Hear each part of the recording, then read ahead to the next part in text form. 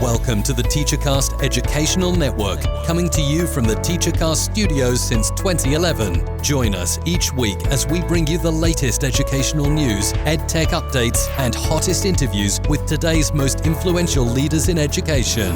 And now, for your host, Jeff Bradbury.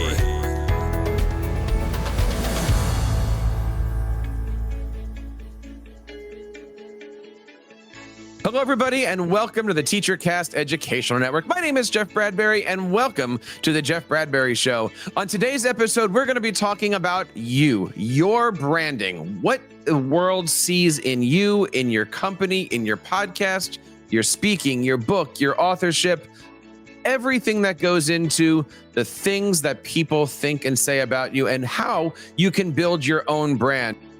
I want to welcome on today Mr. Sasha Strauss. Sasha, how are you today? Welcome to TeacherCast. Glad to be here. It's awesome and excited to talk brand and EDU with you. I love this topic, and I am so happy that you are here today. We've, of course, been talking about brands, marketing, all that great stuff on the show. Tell us a little bit about yourself, and how did you get started in this world of branding and helping others build their own brands? Sure. So professionally, I'm a brand strategist. Some people are lawyers, some people are doctors. My path was helping organizations and individuals communicate who they are and why they matter. I really firmly believe that that's when the world works best.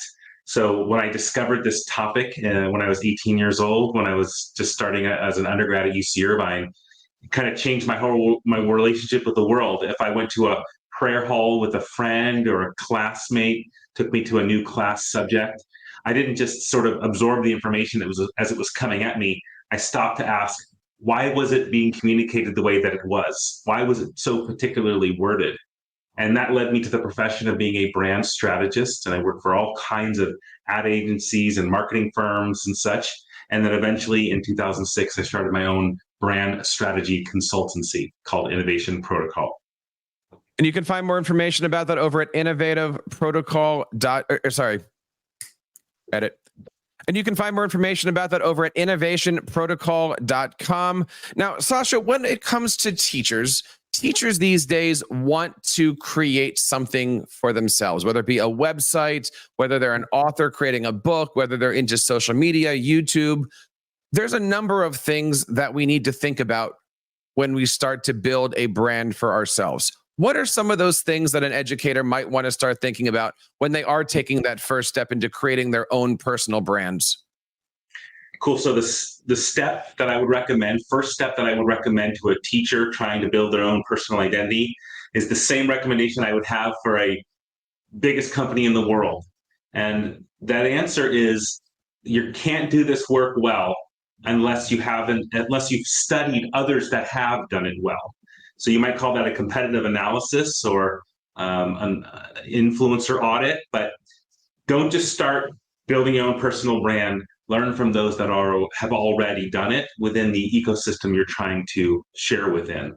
So that could be on Facebook or on Instagram or any channel you want, but following and watching and witnessing brands that are doing an exceptional job and then learning from their best practices. That would be my number one recommendation. Go at it without judgment. Don't try to say, I would do it better. Just watch and learn from their behaviors and you will already be ahead.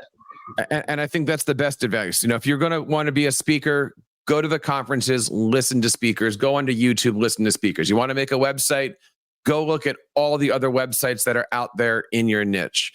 When you're looking at those influencers that are out there, and I'm going to use that term lightly, but if you are looking at those other people who are in your area, what are some of the things that you can be looking for? Like when you look at your peers, what are you actually doing? Are you studying them? Are you just noticing them? Are you writing down a couple notes? What goes into that process when you are out there doing some research?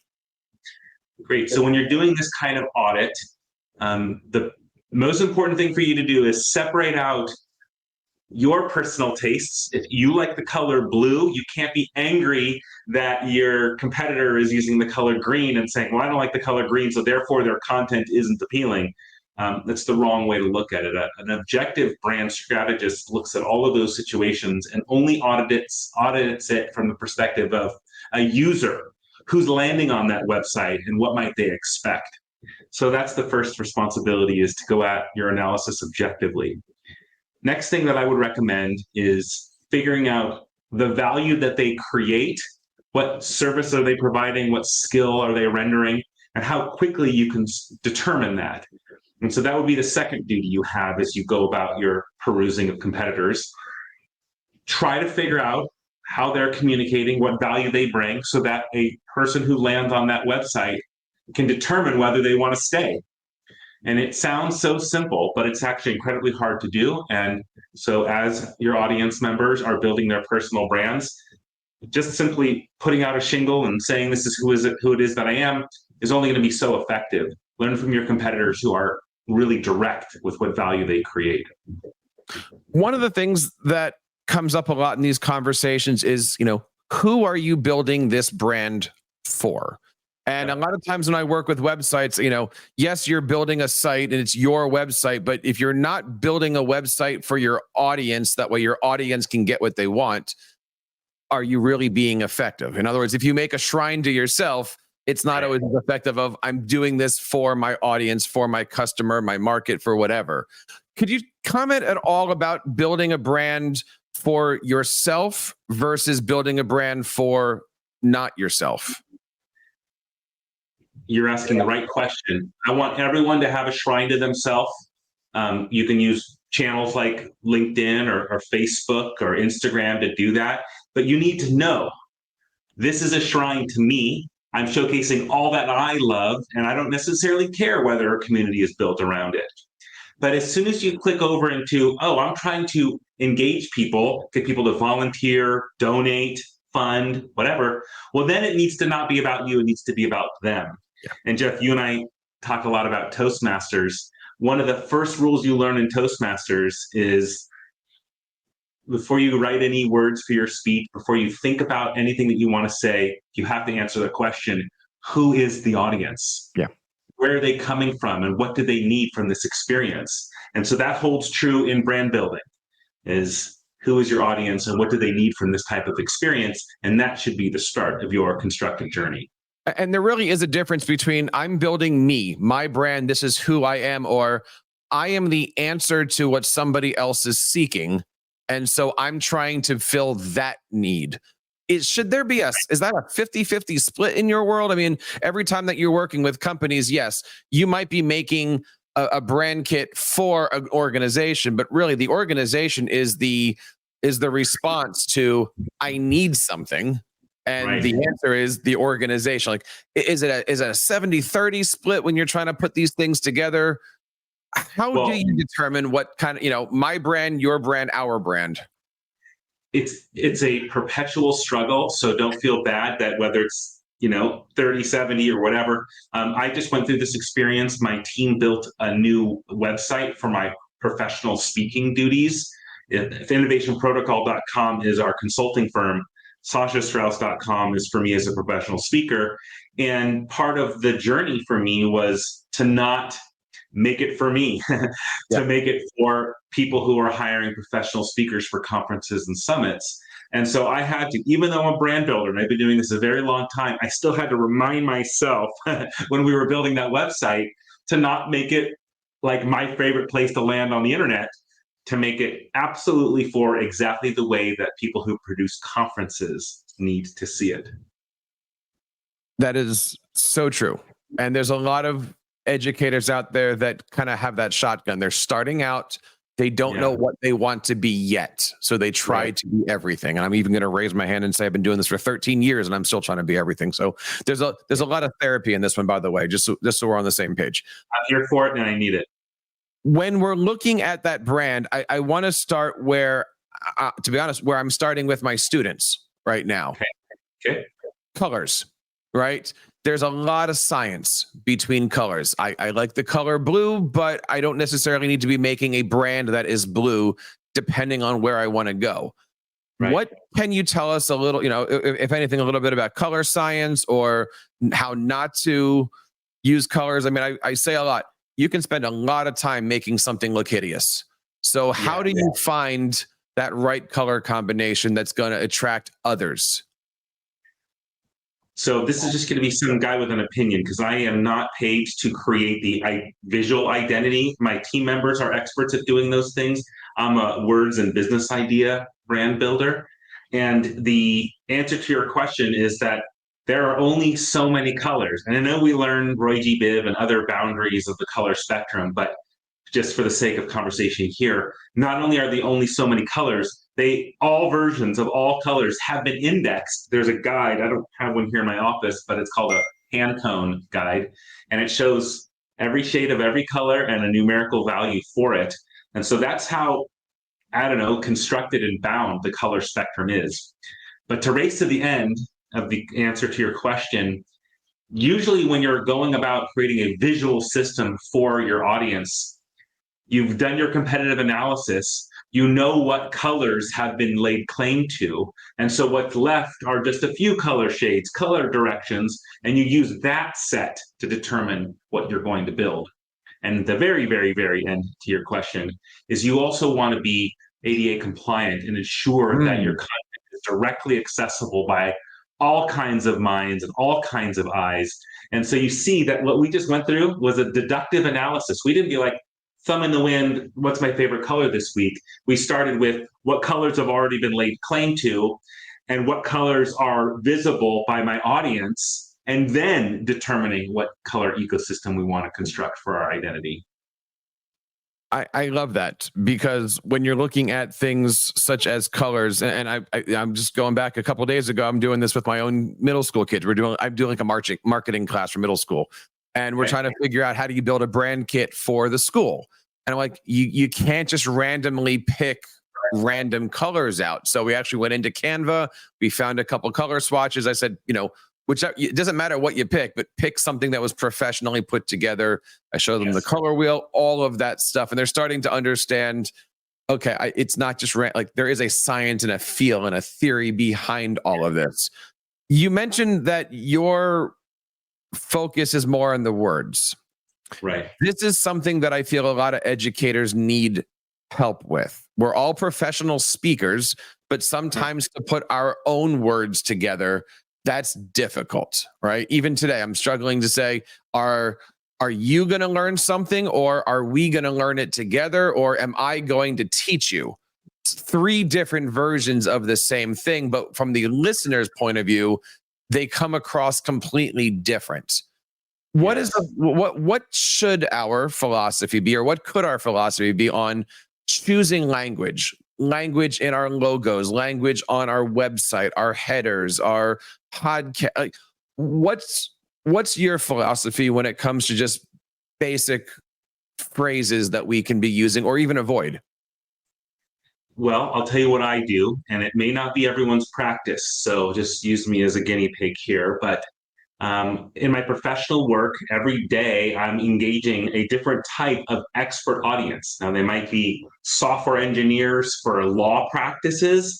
They may be physicians that work in a very specific indication. But the way that I try to use the right words is I try to emotionally embody that audience. Sounds strange to really think about this, but I try to watch videos and read up as best as I can so that I can feel what it feels like to be them. And that's my starting point in trying to, let's just say, do justice to the language that they speak. Another thing that I do, and this is what I use social media for, when our 3 kids are falling asleep at night and I'm sitting in the chair next to their beds, what am I doing? I'm on TikTok and I'm learning the language of markets. Right now, I'm super interested in Gen Z lingo. It's so cool, so fresh, so interesting. And I'm learning it from educators who are hearing the language in their classroom. And so when I'm building a brand that's targeting Gen Z, I owe it to Gen Z to speak their language. And so that's me being an auditor, an analyzer, and learning to speak the words of my community. Do you have a notebook with some of your favorite Gen Z phrases? The one that I'm really fired up on right now is the Riz. Oh my God. Okay. Right? Am I right? Is it everywhere? I learned that one in middle school, and I had to learn what it meant from a middle school child. And See, Oh. we're behind, sir. We're behind, and it's really a shame. Back when you and I were young, and words like awesome and dutiful were just coming into the know. The scope of language is so much more limited. We weren't connected by social media and learning words from other places. So, Okay, I got to ask, and I know I'm going to keep this in the recording, but I'm only asking because I know that this is what the middle school child has said to me. Can you define the term Riz? Well, I think it's the end of the word charisma. It's part of the word charisma. It's to have the charisma, to have the Riz. Like, wow, that podcast host was so cool. He totally has the Riz.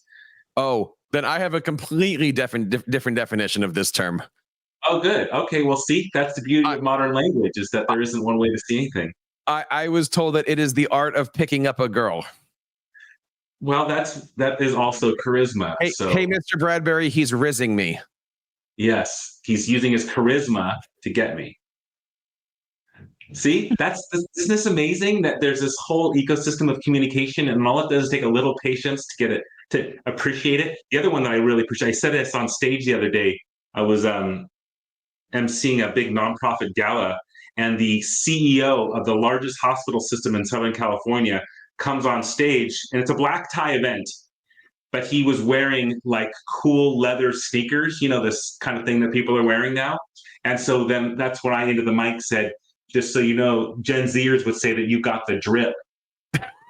Right? Have you heard that language in class? No? I've heard a lot of language in middle school, but I haven't heard that one yet. No, it's like the attire, the fashion of the time, the drip. I am by no means an expert in Gen Z lingo. I'm just giving you an example of how deep I go to understand the language of an audience, and then I use that to craft statements. I've been back in a middle school classroom for the last 3 months, and I have picked up more words, some that I can say in front of my kids, some that I will never say in front of my kids.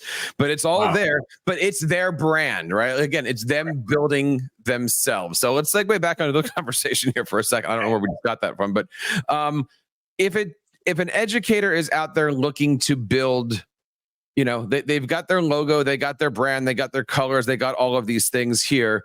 You mentioned that, the first thing was studying others. What are some of the other things that are on your list for what we need to be thinking about while we're building that brand? Okay. So when an organization decides to solidify its identity, so there are the visual things that you mentioned, but there's just as many or more verbal things. What personality, what frequency, what vibe, those types of things matter as much as what colors. The next thing you're going to be asking yourself is, in what environments am I going to be using this system I'm building? Am I going to be podcast hosting? Am I going to be at a parent-teacher night? Where does this energy need to manifest? Because then that will define what you need to build. So that way, when you take your verbal and your visual system, you're thinking about it in the context of the environment in which you're going to engage.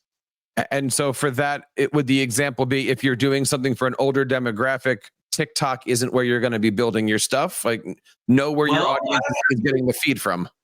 I'm a big TikTok fan. So before you decide that people of a certain age aren't using it, I highly recommend it. TikTok as homework. But let me just give you an example. So my students that I teach are all graduate students, MBAs, executive MBA, fully employed MBA.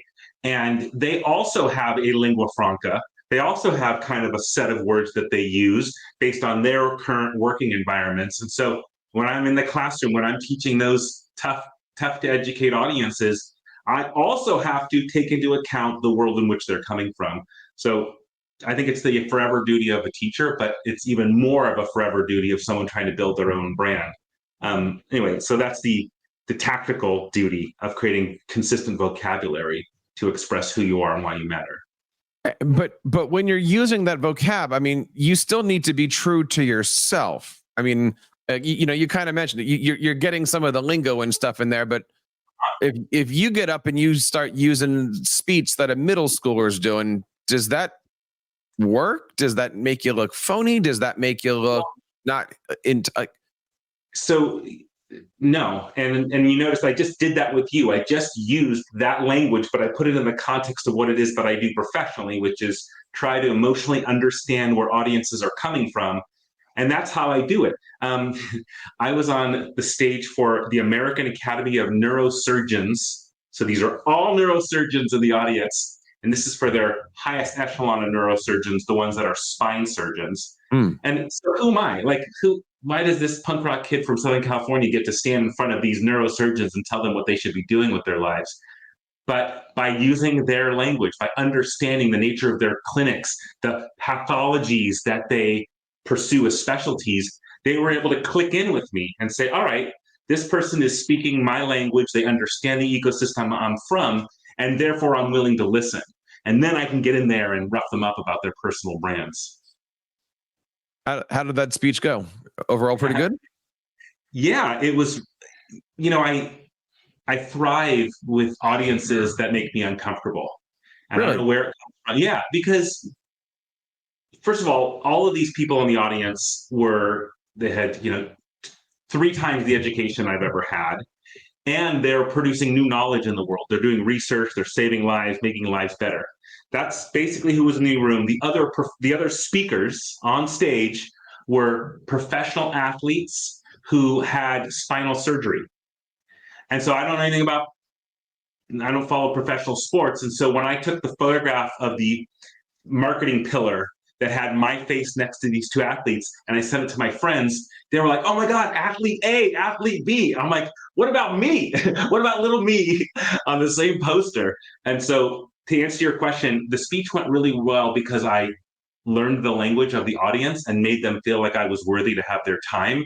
And so I'm super proud of the response. The response was, in my world, important, and I'll end here, which was that the most senior, most well-known neurosurgeons in the room approached me privately throughout the next day saying, I've been coming to this conference for 50 years and I've never heard content like yours. And that made me feel like I did a good job. That's amazing. That's awesome. I mean, but that just goes to show why your number one thing is important, right? I'm sure that you prepared by listening to other speeches, perhaps at neurosurgery meetings, right? So you know, you were kind of already there before you got onto the stage. That's how I live. I mean, that's exactly how I go about my days. And this is the magic of our time, whether it's YouTube or ChatGPT. If you want to delve into a new topic, you don't have to wait. Right. You can watch those videos. And I'm giving a speech to a medical organization in a couple of weeks. And I was able to watch a video online of a full surgery, end to end, of a patient who dealt with a specific indication. And what a wonderful world we live in. You can download and get to know a category in an instant. And that's the joy I have as a professional speaker. Well, let's go into that because, we've already mentioned this connection to Toastmasters. For those who aren't familiar with it, how do you define Toastmasters to somebody?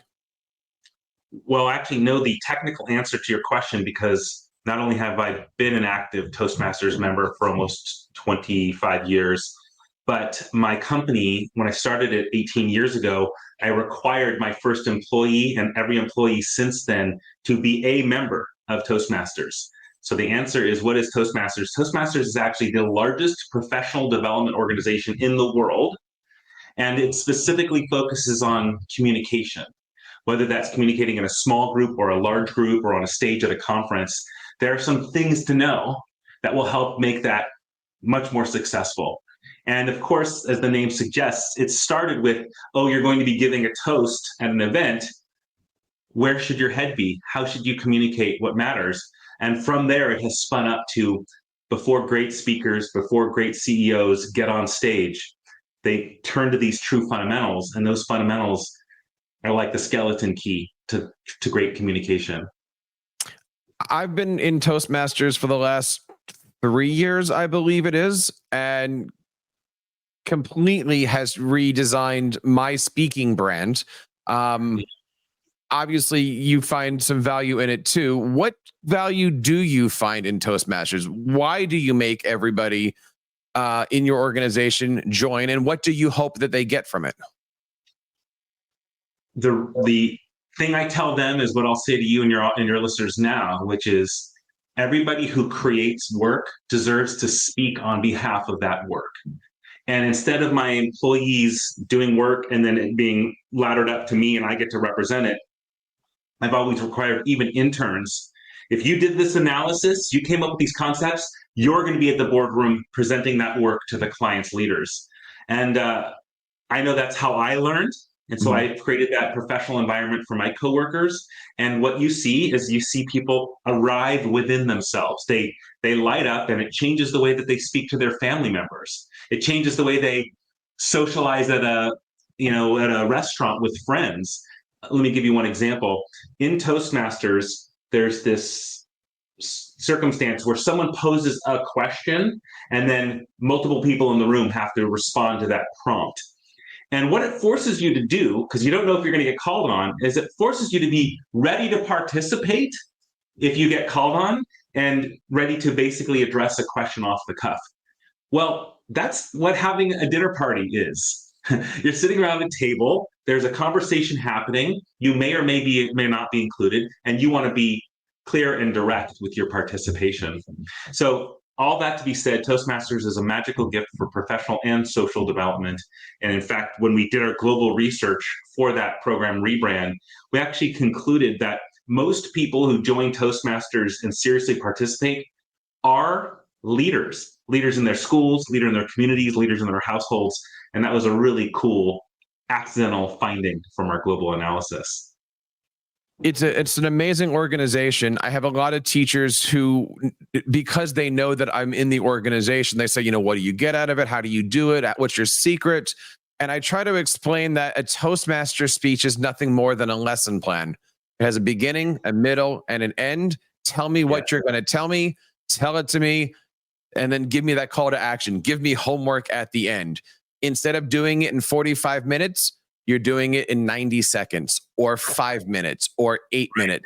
But it's just a matter of how quickly can you come up with that. And I don't know if you were describing the table topics section of the meeting, but essentially, you are there thinking on your feet, and you have 90 seconds to 3 minutes to provide an answer. And the whole concept is, how much can you do on the fly? But it's the formatting of it, because anybody can talk for 90 seconds and ramble on. I've been doing it all show so far, but it's a matter of putting that into the format of, this is what I'm going to talk to you about. This is the actual meat of the subject. Let me recap. Thanks. Call to action. See you later. And that, if you can do that in 90 seconds, you can sit there in front of first graders all day. And to upgrade it even further, not just first graders, you can sit in a room full of chief executives, decision makers of the world's largest organizations. Facilitated conversation is the key ingredient to success. And learning these skeleton key tactics from Toastmasters has been a true gift. And my favorite part is that sometimes coworkers come from non-Western cultures. And so in those Eastern cultures or South Asian cultures, being forward with your identity is culturally not normal. It's not necessarily part of the way that they exist. And so what Toastmasters does is that unlocks who you are and why you matter in this ecosystem. And it's so beautiful to see people go back to their traditional homes, go back to their traditional families for holidays, and have family members mention, wow, you're so much more engaged, or your spirit is showing up brighter. And all it is speaking confidence. Trying to figure out how to take that format and make it be something that's just, it just happens. You always start that speech with giving, what is the situation? What's the problem? How are you solving the problem? Thanks. It really, all the work that I've ever done with CEOs and try to help them create their 60-second pitches, and then you do it as a 5-minute pitch, and then you do it as a 20-minute podcast. It really is getting that formatting down. And if you're out there, especially this time of year, you're interviewing, you're looking for a new career, you're looking to speak, the big conferences over the summertime are coming. Find your local, this is not a commercial, but it's turning out to be, but find your local Toastmasters group and just sit in there. You don't necessarily have to stand up, but just there's plenty of people that come to our chapter and they don't get up for the first couple of weeks. Yeah, no, that's the best part of Toastmasters, and that's my favorite way to exist in the world is we live close to a university here in Los Angeles, and I have signed up for all the different departments, conferences, summits, etc. I just want to go listen to speakers speak. And from there, I take on the traits that I know resonate, stick, connect, etc. So first thing about Toastmasters is you don't have to get up and speak for weeks if you don't want to. Be there to listen, and that's where you'll learn. That's where you will learn. If you're looking for more information, please head on over to toastmasters.org, or if you head on over to TeacherCast, I actually have some videos up on the website of some of my first presentations. And I think one of the first presentations I did was how do you give a Toastmaster speech? That was actually, I think, one of the first ones. And so check out all that stuff. I'll make sure that I got notes and stuff in the show notes for this episode. Sasha, I want to get back to one last thing about branding, because this is so important for people. Can you change your brand once you create it? And if so, what's your suggestions on making that decision? How should you, or should you just go, this is my brand, I'm sticking with it for 20 years? Cool. So I'm actually happy to answer this question because it's probably the opposite of what most people think. All brands, any brand you could name, from a religion brand to a university brand, evolves. It advances, progresses, metamorphosizes based on the nature of the world, ecosystem, customer. Those things are all fluid. So there isn't such thing as build a brand and leave it, build a brand and keep it. There's only such thing as build a brand and evolve it over time so it makes most sense to your audience and to represent your capabilities. So what we try to help all clients understand is there are certain things you want to hold fast to. You can call them sacred cows, you can call them permanent truths, and that's fine. But you need to have just as many things that you're willing to adapt. And when you decide how you're going to adapt those things, it may be the music intro to your podcast, or it may be your strapline. That's all great, as long as it has a relationship with the things that you hold fast to. And so never worry about getting out there and positioning your brand. Remember, as we said at the beginning of the podcast, you're already creating an imprint. Why stumble through it? Why hope people figure it out? Why not create some through lines so that my connection with you, my trust in you, my preference for you has something to hold on to? That's all good advice. And, if anybody's out there listening to this and has any questions, Sasha, where can they find more information out about the great work that you're doing? Well, I'm not here to promote anything, but I'll just answer your question. Innovation Protocol is the best place to learn about these processes, these protocols for brand building. If you want to learn more about my speaking, that's at sashastrauss.com.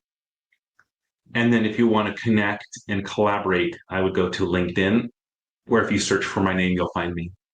We're going to make sure that we have all the links over on our show notes for this episode. If you're looking to build your brand, whether it be for an author, a podcaster, speaker, any type of content creator, head on over to sashastrauss.com. There's a lot of stuff there. You can always head on over to TeacherCast.